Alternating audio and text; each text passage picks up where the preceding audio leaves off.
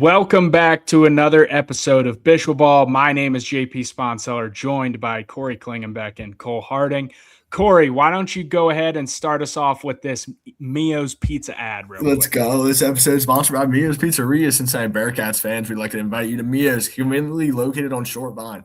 Before every home game, enjoy $2 Coors Lights and $4 Traveler whiskey lemonades. Enjoy a family fun environment for pregame food and entertainment before Bearcats baseball games. Right after they serve you with ice cold beer, mixed drinks, and hot pizza, take a nice little stroll over to UC Baseball Stadium to cheer on your Bearcats. Mio's will also be streaming every Bearcat baseball game that airs on ESPN Plus inside the bar as well. Let's go. There you How we go. feeling? Great job, Clang. Getting better every week. Every week getting better. Yeah. Head over to Mio's Pizza, whether it's a home game and you got to grab some pregame or postgame beers, or boys, I'd love to kind of start to build a road game environment in there. That'd be pretty elite. Let's do it. There's no questions being asked of like, what's your plan Saturday? Yeah, it's just like you got a core group of ball knowers to head to Mio's and watch the game. And get a Mio's and watch ball and drink ice cold beers. Yeah, doesn't sound too bad. Hell yeah. All right.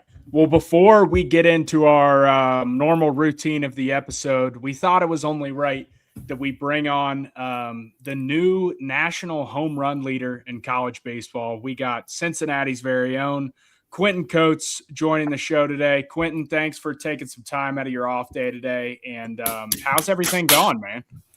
Going good. You know, the boys are winning ball games, and we're having a lot of fun doing it. It's awesome. This season's been a blast.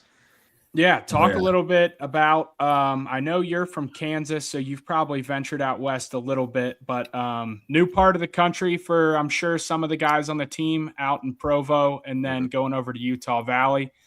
Just talk a little bit about the weather, what it was like out there, and then obviously those 5 games that you guys were able to play over the weekend. Yeah, no, definitely. I've been there, but I was I think a few months old, so I don't remember much of it. So it's I guess my first time really being out there, and it was beautiful. I mean, the backdrops of these ballparks is something else with the mountains, and the weather was great. I mean, it was, for most of the days, it was 60, 70 degrees. We had one chilly day, but other than that, it was beautiful, and we had a blast. Not only did we play baseball, but we got to climb up to a cool waterfall and did some hiking, some team bonding stuff, and just had a really good time out there. I think the guys really liked it.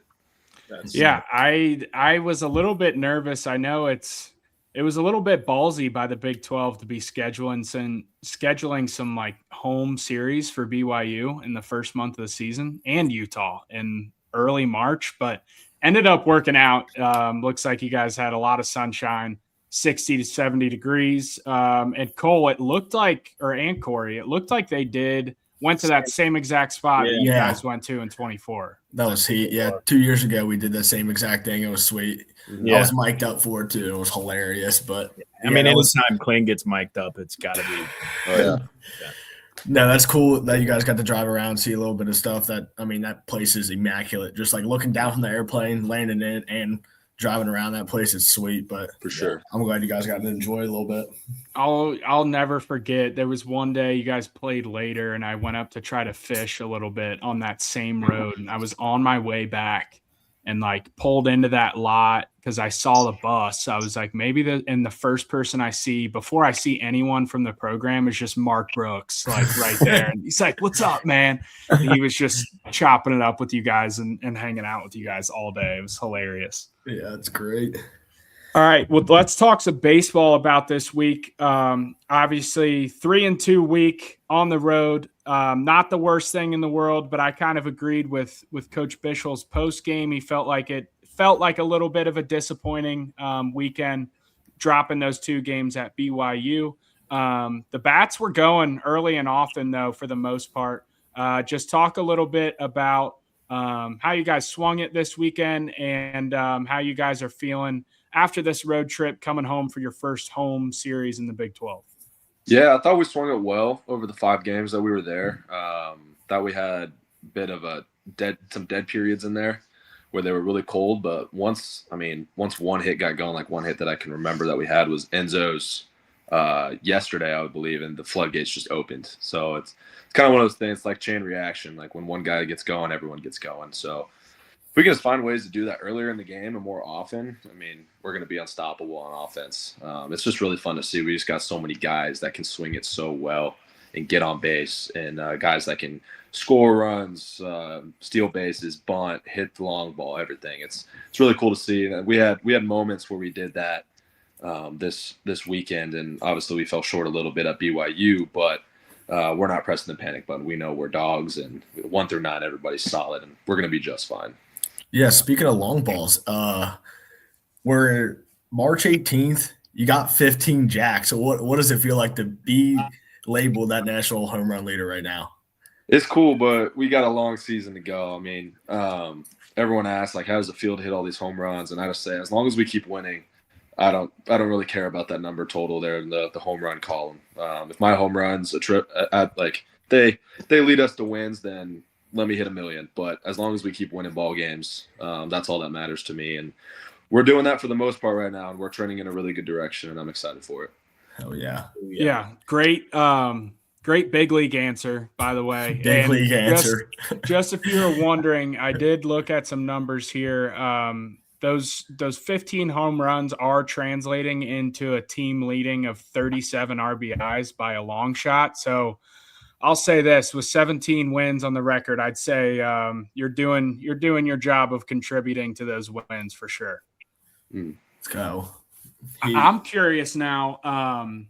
Just something you maybe didn't see it early, but especially the past couple weeks, it seems like there's way more production out of this offense from the long ball and the doubles, maybe more than you saw last year. I guess just in comparison to the small ball and kind of moving the baseball. Do you anticipate that kind of evening out throughout the year, or do you think this is maybe just a different Bearcat offense that we've seen the past few years and maybe not reliant on the home run ball, but a little bit more of that production coming from the slug?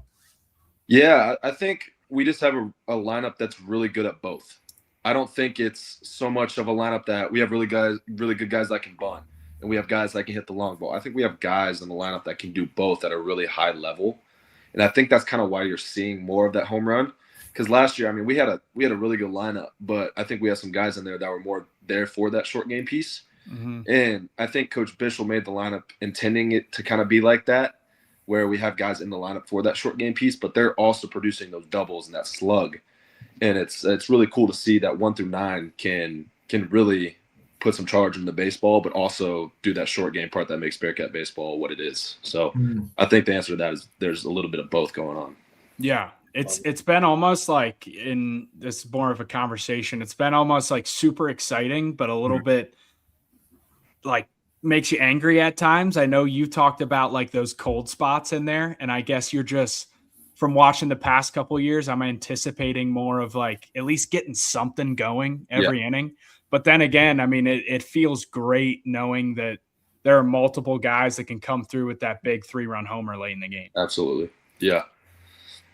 I was just watching the other day, like you said, JP and Quinton can refer to this. It's like that bottom half of the lineup like comes up and you're like, damn, like they should probably just lay down a bunt here. But like, matter of fact, Chuck Conlon, those guys like Jackson Smith, those dudes can hit it over the fence too. Like, how well does that like in play to your guys' lineup? I know Pederudo harps on it, like, you guys are old dogs in the box. I know how he works. I know how he works you guys. Mm-hmm. And like, what difference maker does that make, having like so many versatile guys in lineup 1 through 9? Yeah, I mean, with those guys, they're at the bottom of the order. Chuck and Conlon. I mean, they get on base, they're going to be in scoring position like that because they're fast, they can steal. So having that even Jackson Smith, who bats leadoff, I mean, if he gets on base, it's almost a guarantee that he's going to score, because you have Derek, you have me, you have Jack, Enzo, all these guys behind him that are producing. And so if those guys get on base, then they're almost automatically going to score, because they're going to steal those bags, they're going to steal seconds, going to steal third, and someone's going to hit them in. It doesn't always have to be Derek, me, Jack, whatever. Someone's going to score them. That's what's really cool. Oh, yeah. Love it. Good long balls. All right. Well, Quinton, do you have any message to the fans or students that may be listening? Obviously, biggest weekend at the ballpark yet for the Bearcats. First home opening in the conference. Hey, it's Any gonna be message? warm, 75 degrees. 75 degrees, warm weather. Any Yeah. message to the fans or listeners? I think Corey said it perfectly. The weather's going to be great, so get out there and pack the stadium out. Big 12 baseball's fun, so we're going to have more energy and more, I guess, the 3 E's that Coach B talks about. We're going to have the 3 E's rolling. So, get out there and support us, and we'll show you some good baseball. Love it. Fans, you bring the 3 E's as well, especially the energy. Quinton, we appreciate you spending some time with us on your off day. Keep swinging that stick, man, and keep driving in runs and keep winning ball games. And best of luck this season and this weekend. Thank you, guys. I appreciate it. Yep. See you. See you guys. All right. That's so good. So good. Great So to hear good. from him. Nation's home run leader. I don't I know. did you see that? I kind of wanted to put him on the spot and see what he said. Yeah. And there's Yeah. a good answer from him. Big What league did he answer. say? Big league answer. mean, You did a damn. great job. But yeah, let's get into this week, or I guess before we get into that, kind of touched on 3-2 week, dropped the series against BYU. A little bit disappointing, especially just kind of how the games went, and felt like we were in a position to win for sure 2, if not all 3. We have 2 fan questions that were submitted on Twitter today before we get into this. First one from Cincy Reds 513. How much do we think the BYU series hurts our chance to host a regional? Is hosting a regional on anyone's radar but mine? I'll start off. Yeah, I go mean, ahead. I just think our odds of hosting a regional, like we kind of talked about this a little bit in our group chat. We're in a great spot RPI wise right now, but we have to win, I think, at least 40 games. Yeah, which we got to win 20 Big 12 games. Yeah. 20 or more. Right. Which we got 27 left. Yeah, which is just we're just going to have to go on an absolute tear. Yeah. And win pretty much every midweek. Right. Like it's going to be really, really tough. They're going to have to go on an absolute tear, even if we won this series or not. So I'm not like harping on the series loss a ton. With that being said, I think you have to find a way to win a couple series on the road, and I think this was a good opportunity to do that at BYU. I think they swung it well, and they were kind of in a rut before we went out there. They got swept by Cal Baptist, so it's always like you never want to catch the team after they kind of had a bad week. Not in this sport. Right. Yeah, it's different, but like not in baseball. You just feel like they kind of are itching and scratching to find wins, and they did that this weekend. I guess I'm getting off topic here from the question. I was getting deeper into the starting like it was going to be hard to host a regional anyway. We, like you guys were mentioning, we're just going to have to win a lot more games. I think even with our schedule being on the easier side, especially in the Big 12, like I know like SEC schools, like when they play conference play, their RPI is not going to change very much if they're 500 in SEC play. Yeah, they just got to win like 15 and they're fine. So it's harder to do in the Big 12. Definitely. I mean, you could look at like Arizona the past few years or a couple years ago. I know they've hosted a few regionals, but like I think it's a tough spot when you haven't been hosting regionals like consistently. I feel like you see a lot of the same teams hosting every year. So we're probably going to have to win a ton of games anyway. I think it's just like you guys said, we just got to keep playing ball and finding ways to win. It's not like we looked that bad this weekend. And we swung the bats well. So yeah, I think you definitely don't look too much into it. But also what you said, JP, like probably going to have to win a few more series that are on the road. So we'll see how it plays out. Yeah, you made it. Go ahead, Corey. No, I was talking to one of the alumni is actually from like 2007. I work out with him, and he was saying like we're one swing away from going 3-0 like against BYU. Like it's not that big of a deal. It's not something you should freak out or hit the panic button like he said. But I don't know, I've just never thought about having that idea of hosting out of my envision because I've always been on all year. I was like, we win 15 non-con, and then we go 22 in regular season. Like we're right there, like we're scratching a 1 seed, like sitting easy at 2 seed. So, but like Cole said, like it's got to be the consistency. Like if we're winning from here in the next 3 years, like we're winning 35 game plus every year, and then our schedule can get harder. Like we can go play these West Coast teams and win in the beginning of the year. We'll be fine. But I don't know. I never thought it was out of. I just feel like hosting is like a logistical thing. Like they kind of have their idea. Like there's gonna be probably 8 SEC teams that are gonna host. Like the top half of the SEC will probably host, and then you sprinkle a couple other teams in there. Like this year, you have like a UCLA who's number 1 in the country. If they keep playing like they are, they'll probably host. So then there's just not a ton of spots for hosting. I just feel like some of that is purely based off like business decisions and how like the NCAA can. We could get into a whole big deal about it, but no, it's an interesting topic talking about 1, the venue, and 2, the conference. Like I remember last year before we swept Kansas, they were in a really good spot to host, and 1, as soon as they got swept, that was absolutely eliminated, and 2, people were all kind of on the fence of like, okay, if they're on the border or deserve to, like, do they have the venue to host? Because they don't have a great seating arrangement and overall venue to host. I think we'd be in a better setup than them for sure in that regard. But again, the Big 12 traditionally usually gets 2 hosts, 3 in a really good year, and you happen to see those go to the TCUs, Arizonas, those type of teams that are in Omaha, and I don't know, they definitely deserve to host, but it's just you haven't seen one of these off-brand baseball Big 12 teams host really ever. At least I don't remember it. No, I think it'd come down to like doing our job within conference play. So like getting to a spot where we want to be. And then, you never know what happens in the Big 12 tourney. So that could also play into it at the end of the year. Especially with us not playing like some of the top teams in the conference during the Big 12 play. So, yeah. All right. And our next question from Manoa Darling, native of Omaha, one of the founders of College Baseball Central, wants to know, is Skyline Chili actually good or something you guys lie about to make it a community personality trait? With this, detail how frequently you go to Skyline. Note, I have never had Skyline.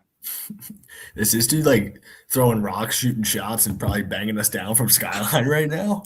So I think Skyline Chili is very, very good. And I think we would all agree on that. Do all 3 of us, and me specifically, probably on our social media, dive into the Skyline personality trait as a Cincinnatian? 100%, 1,000%. But that's like part of it, right? It's our thing. And I think a lot of people enjoy doing that. But on the flip side, I think we really, really, really enjoy it. Do you guys have anything else or add in to how frequently you go? Yeah, I was going to say, I kind of get in like Skyline kicks. Like it'll just come out of nowhere. We're like, like it could be 11 a.m. and I'm like, I'm getting Skyline for lunch today.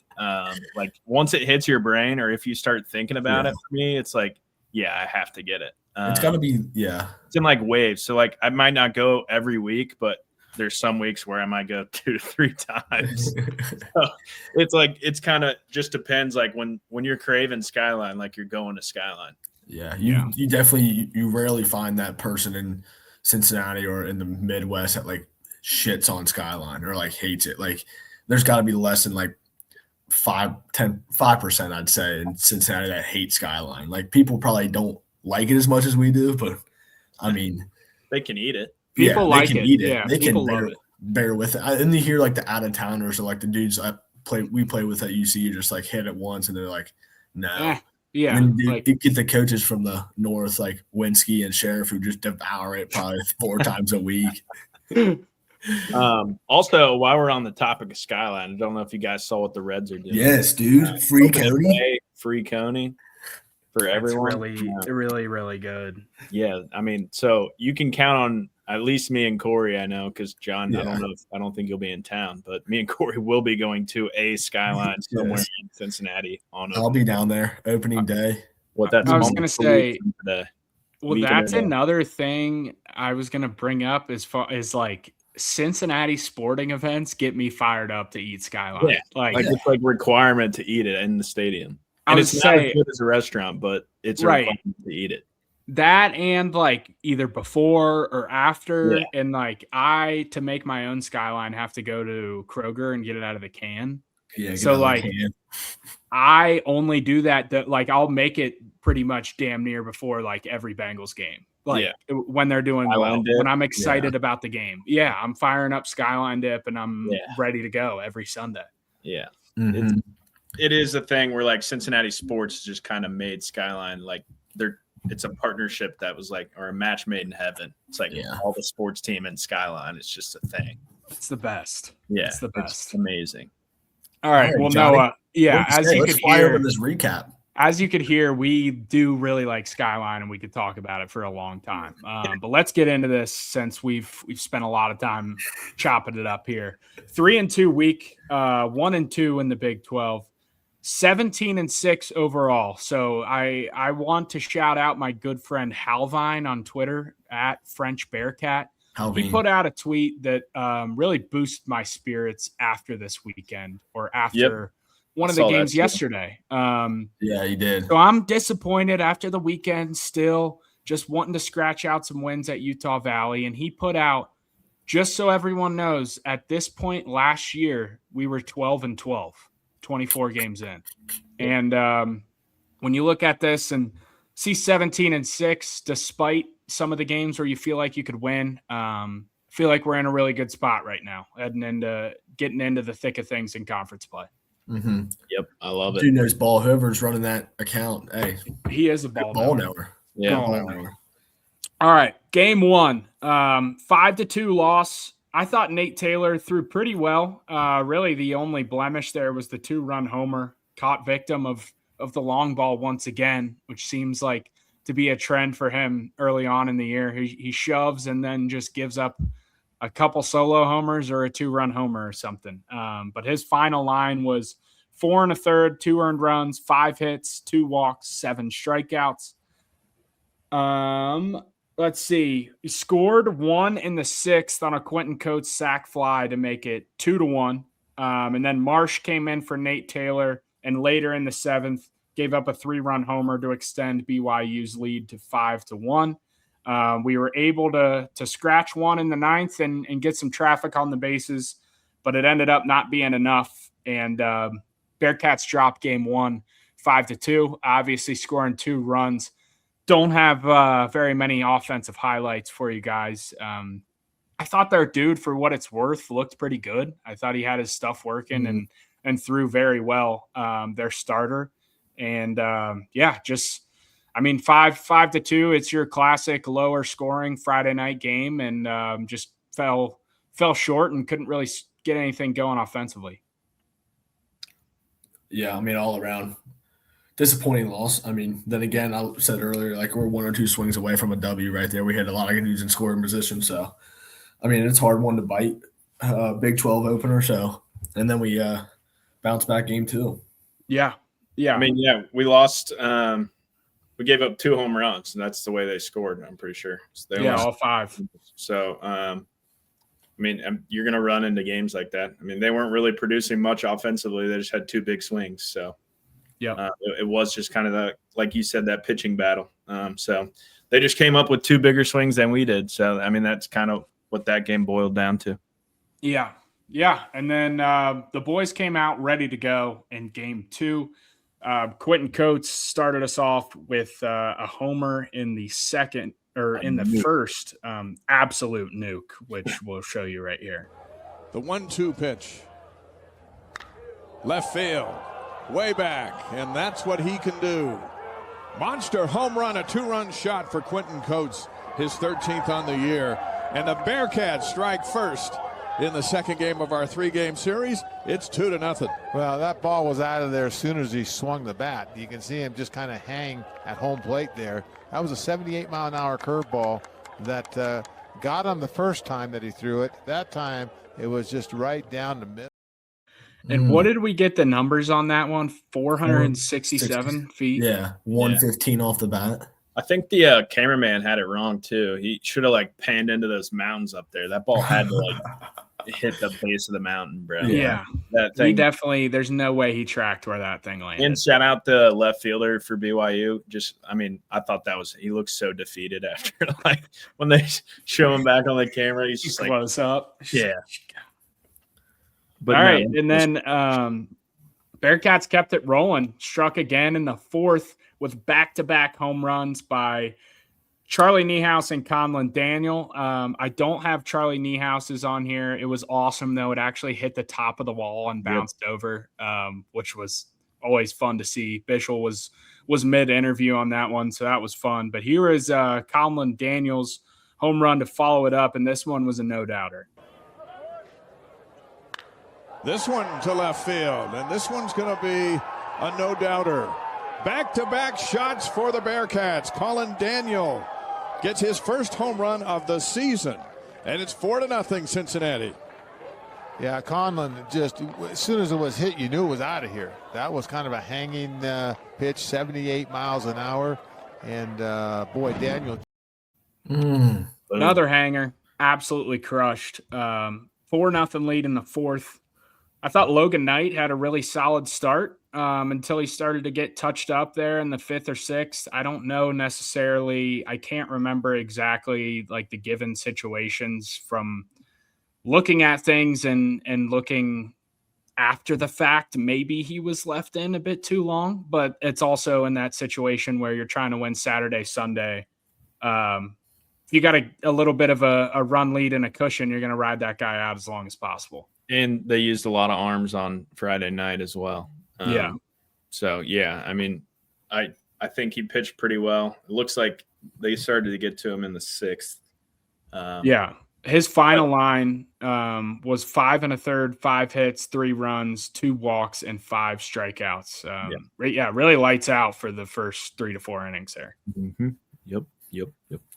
We had a 5-4 lead in the sixth, and then BYU hit a 2-run home run in the seventh to take the lead, 6-5. And then we grabbed the lead back with this Jack Natilli double here in the eighth. Down the line, fair. Coates rounds second. Scow's got to regroup. He turns the corner at third. Robinson with the throw. It gets past Goff, and the Bearcats take the lead. What a hit by Natilli.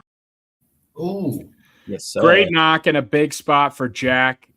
We talked about the home runs of Quinton Coates. How about the hustle around the bases scoring from first right there? He might have a few bags if he didn't just round them or touch them all every time he swung. Yeah, I think 80% of his hits are extra bases, so he's not really getting an opportunity to swipe any bags. That's all right. Just keep doing what he's doing. I'd rather have the base hits. But yeah, huge swing by Jack. He's been hitting like a very quiet 320, it feels like. Came up big in 2 spots this week, though, so that's always good to see. Took the lead there in the 8th and then added some insurance in the 9th. We had Dom Morrow come in and close the door and finish out a 9-7 Bearcats victory. This was a dogfight of a game. We were able to throw some punches early and get the lead. And at the end of the day, put ourselves in position to win the series and win on Sunday. yeah. Yep. Another example, too, of like being able to answer in late innings. They tie it up or take the lead, and then we're able to answer. So that's something you love to see. Like we've been saying, just finding ways to win games, even if it's you had the big lead and then maybe you find yourself in a close one late, but you're finding ways to get runs across and win the game. So I think that's another example of that. Yeah, being able to respond to the gut punch. It's never easy to do, especially late in the game. And Exactly. They continue to do so. And moving on to game 3, probably the most heartbreaking one of them all, 10-9 lost. Started that game off with Quinton Coates and Jack Natili going back-to-back homers in the first inning. Here is Jack Natili's right there. And outstanding. Behind the plate. 0-1. This one to right field. Painter, that's got him driving back, and that one's gone. Back-to-back home runs for Cincinnati, and it's 2-0. Wow, the right-handed hitters. Both of those guys went oppo. I talked about it. It's always a great sign when you see one of your best power hitters hitting the ball out to the opposite field. And seems like this guy's starting to catch some fire and heat up at the right time of the year. Yeah, that dude's finding barrels. It's going to be scary too. With those three and Enzo, or Jack, Quinton, and then Enzo, those three will be scary if they're all clicking at the same time. Oh, yeah. Yeah, bombs away. For show. Ski. And I know we don't get a lot of defensive highlights. This is the first one we've ever shown, but anytime you get a dude that is a number 3 on the ESPN top 10, you got to give him a shout out. And I'm glad that we still held a very good lead when this game was broadcasted all over ESPN. But shout out to Derek Pitts. We will show you this home run robbery right here. In the top half of an inning, trying to put some momentum together. First pitch swinging, Anderson. That one's deep to right. It is drifting back to the wall. I don't know if he caught it or not. He did. Caught it. What a grab. Derek Pitts robs Anderson of a home run. That was crazy. Cole remembers it in 24. I mean, it was almost identical as Vitterix in 24. Yep. It was sick. Yeah. Crazy catch. I mean, he also played it the correct way. I never got the chance to rob a homer, but not knowing if not everyone knows if he caught it, but he's obviously celebrating, but he didn't show the ball yet. Yeah, he fooled the announcer. Better call by the announcer next time. Yeah, it was a bit of a homer call. A homer. Is it? But yeah, Adam Brower in this game. Again, decent start, but it seemed like he just kind of got touched up as the game went along. He went 5 2/3, 8 hits, 6 earned runs, 1 walk, 3 strikeouts. And then Pinheiro, a dude who we've kind of been counting on out of the pen, followed him up and got touched up a little bit. And they came all the way back and grabbed a 10-7 lead, which obviously as a hitter, you're going to blame the pitching and it's a meltdown and whatever. But I also want to knock the offense a little bit in the fact of hey, this is a Sunday game and that's 8 unanswered runs over the span of 4 or 5 innings, where it just would have been nice to get, if we respond in that sort of fashion, we're in a way better spot to win the game at the end. If we can just respond and not let those shutdown innings kind of pile up on us. Mm-hmm. Yeah, we tried at the end. Got 2 in the 8th, I believe. Yep. 2 in the 8th, but I mean, it just wasn't enough. There was 3 innings there where we went scoreless. So just find a way to scratch. And I mean, especially when they take the lead, like I said, you guys, they'd been scoring. We've been finding ways to get back into games or take the lead in late innings. It's just pushing one more run across or something like that. You can't. I know when teams start getting hot at the plate, it's always nice to answer. That way your pitchers know, hey, we got you. We're going to come back and score here. We'll figure it out. Yeah. Okay, so we 3 tried, fell a little short. 3 scoreless innings, not brutal. It's just obviously those shutdown innings is kind of what ended up being the difference in the game, especially when you look at kind of a Sunday late inning back and forth offensive game. But still scored 9 runs though, so you can't be upset with the offense. Right, 100%. Yeah. 10-9 loss, just a tough one to swallow on Sunday. Both teams scratching and clawing, trying to win the series. But yeah, we already kind of touched on our disappointment with the series loss, but we're not going to harp on it. We're moving on. The Cats are back at home. So we moved on and swept the midweek against Utah Valley. It was a very good team. They were in a regional last year, not like but kind of an up and coming program who has been playing some pretty good baseball the past few years. But yeah, game one, we had a 4-1 lead until the 7th inning. Pitched a bullpen game, I thought, in both games, but especially in game one. Everyone pitched fantastic, bouncing back from maybe some bullpen struggles over the weekend.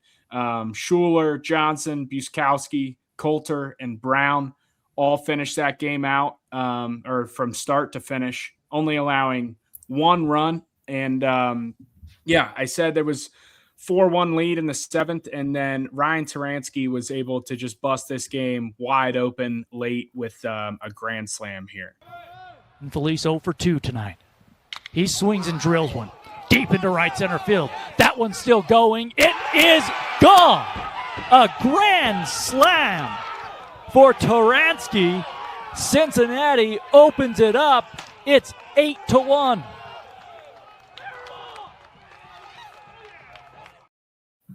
Boom. Ball was absolutely crushed. I think I was literally just getting ready to tweet something out about how I was pissed that we had, I think, bases loaded, nobody out there. And then that was obviously with 2 outs. So I was getting ready to blow up. And then, Taransky saved the day.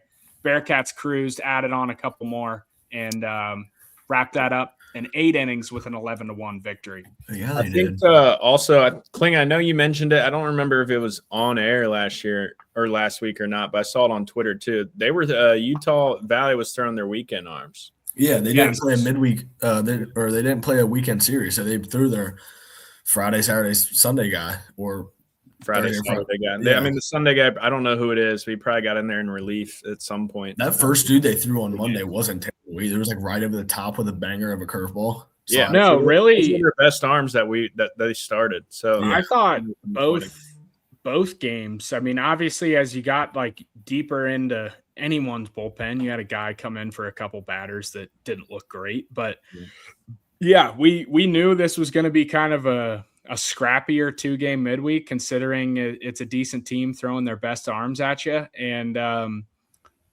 we'll talk about game 2 in a second. But I thought overall, the team just did a really good job they broke through late in the game, and it was just sticking to the process, kind of what they preach and you preach on offense when you do have more of a culture, is like sticking to that process for 9 innings, and eventually they're going to break through and you're going to see the production. And it's exactly what you saw in these 2 games.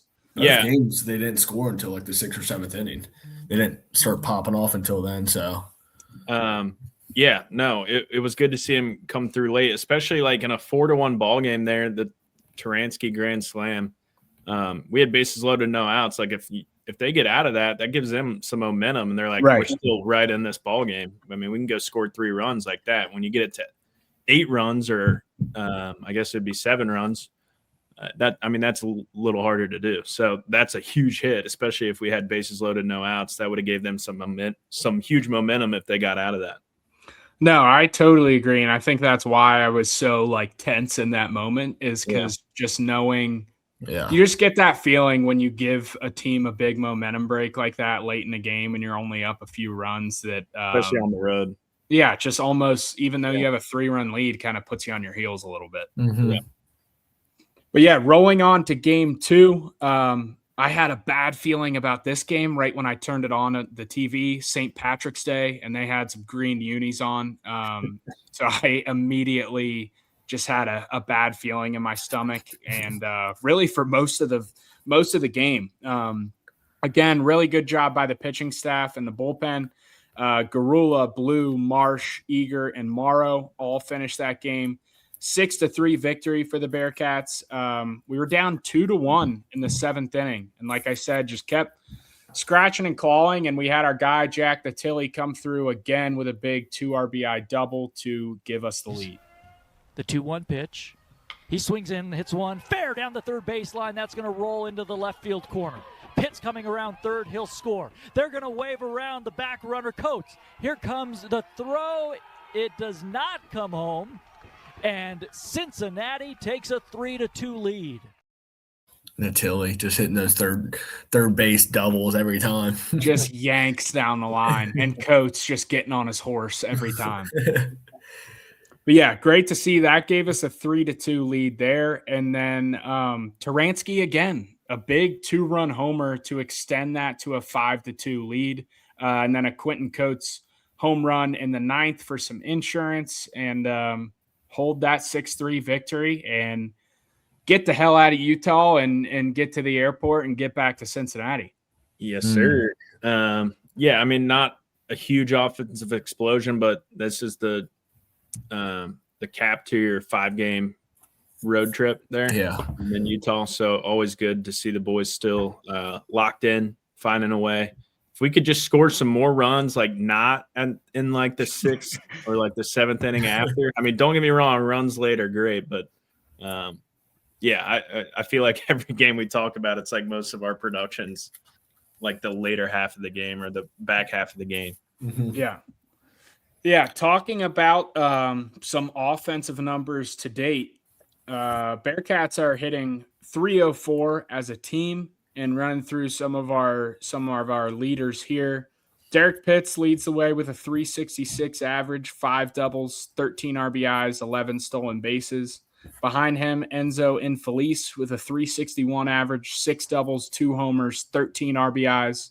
Then Quinton Coates with 354 average, 7 doubles, 15 homers, leading the country, and 37 RBIs, leading the team by a long, long way.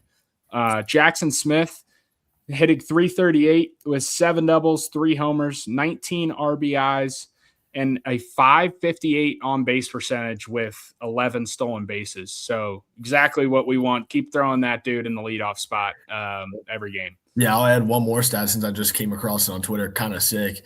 Coates has 15 home runs, and it is more than 131 D1 teams. Do you know how many teams are in D1?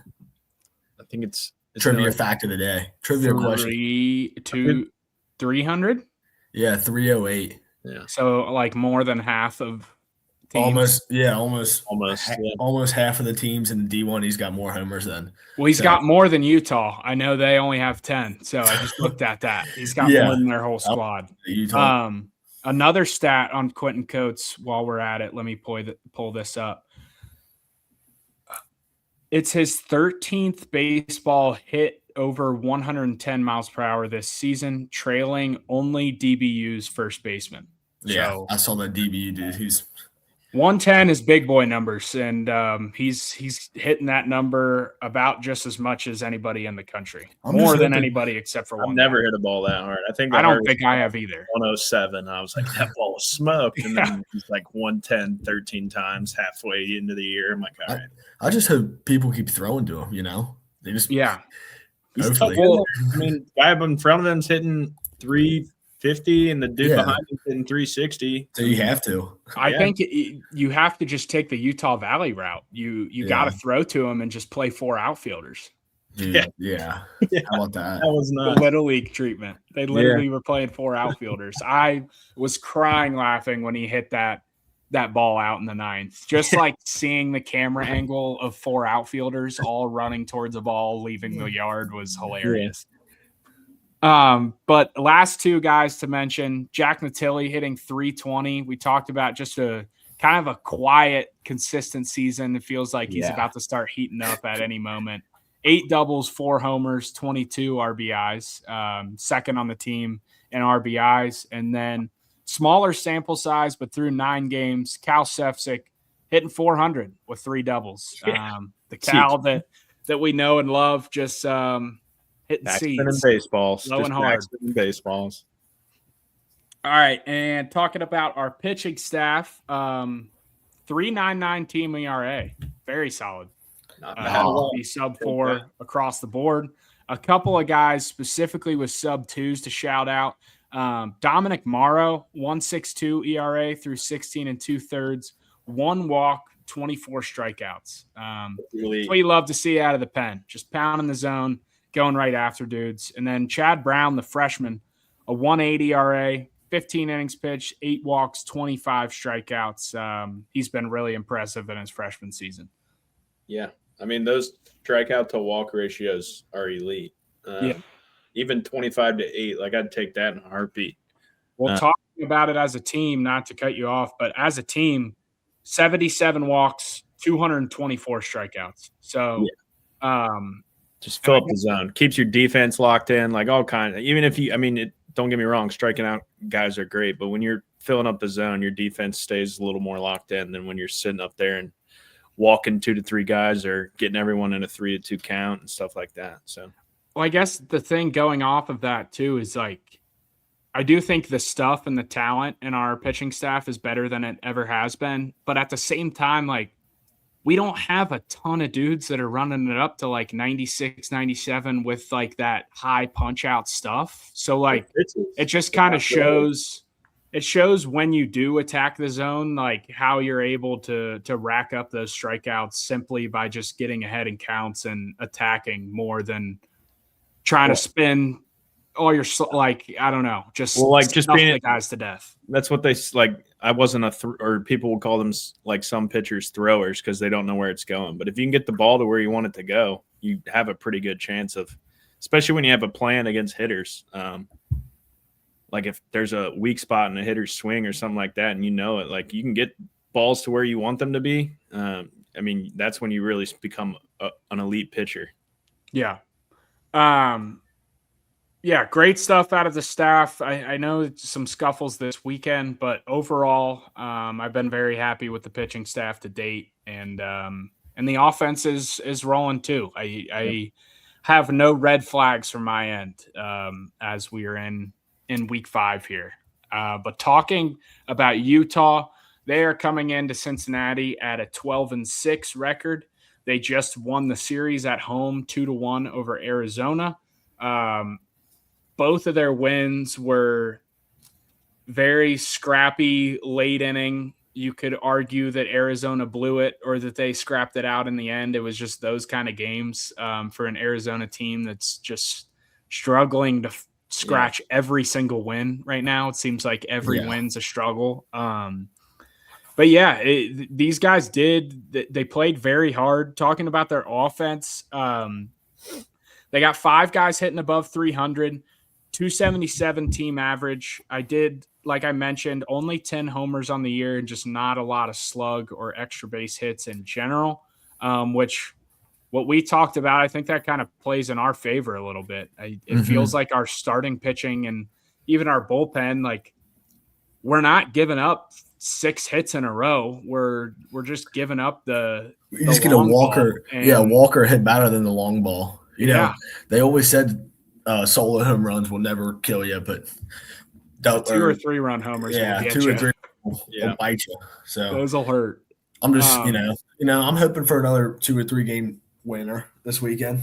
I was while I'm on the Bearcats have been absolutely dominant at home under Coach Jordan Bischel. Can you guys, while I'm running through some of this, could someone pull up the record at home for last year and maybe the year before ours? I can do. Yeah, I'll see what I can find real quick. Gotta have that right.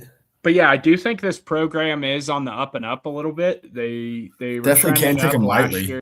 And I think they're going to be scrappy, and they have some confidence in that team right now after a pretty good start in that big series win over Arizona. In 2024, we were 18-8 at home, and last year we were 18-6 at home. So we got 36 wins at home and 14 losses. And this year we are 8-1. So continues to trend in that direction. It just makes you fired up to get the Bearcats back at home. I don't know about you guys. When they play as well as they do at home, I just love it. It fires me up. Well, I feel like, too, we've talked about it so much. Like, I know we mention it on here all the time, but, like, just get back to Clifton. Just get back to Clifton. And, I mean, that's a stat that just backs that up. Like, obviously, the teams the last 3 years have been very comfortable playing at home. So, anytime we can play a game there, we feel pretty good about our chances. Absolutely. Talking about the Utah pitching staff, Team ERA of 4.21, so pretty solid, and a 2.59 batting average against. Their Friday guy is actually really impressive. I've kind of had my eye on him all year as a betting man myself. Coulter McAnally. They haven't been able to help him out too much with wins. He's 2-3 on the year, but he's got a 2.67 ERA, 27 innings, 10 walks, 28 strikeouts, and a 173 batting average against. So he's going to shove, or I shouldn't say he's going to shove. That's not what but he's going to compete. Arguably the good stuff. Maybe the best Friday guy that we've seen so far this year. I'll say that. Yeah, we'll shove it up his ass. Yeah, we're going to rock his ass. But yeah, I am really looking forward to watching this matchup between him and Nate Taylor on a Friday night in Clifton. It should be a really good one. And then their Saturday starter will be Peyton Risky. He's 4-1 with a 3.8 ERA, 23.2 innings, 7 walks, 17 strikeouts. And then it seems like they've been experimenting a little bit with their Sunday guy. But last week it was Justin Abercrombie. He's 2-2 with 10 innings pitched, 6.97 ERA. Any dude that starts the mound with the last name of Abercrombie, we better get ready to just get on his ass in a hurry. I mean, he better have that's pretty good NIL opportunity, I feel like, though. Yeah. Might get made fun of. But if you're getting some money from it, who really cares? It's true.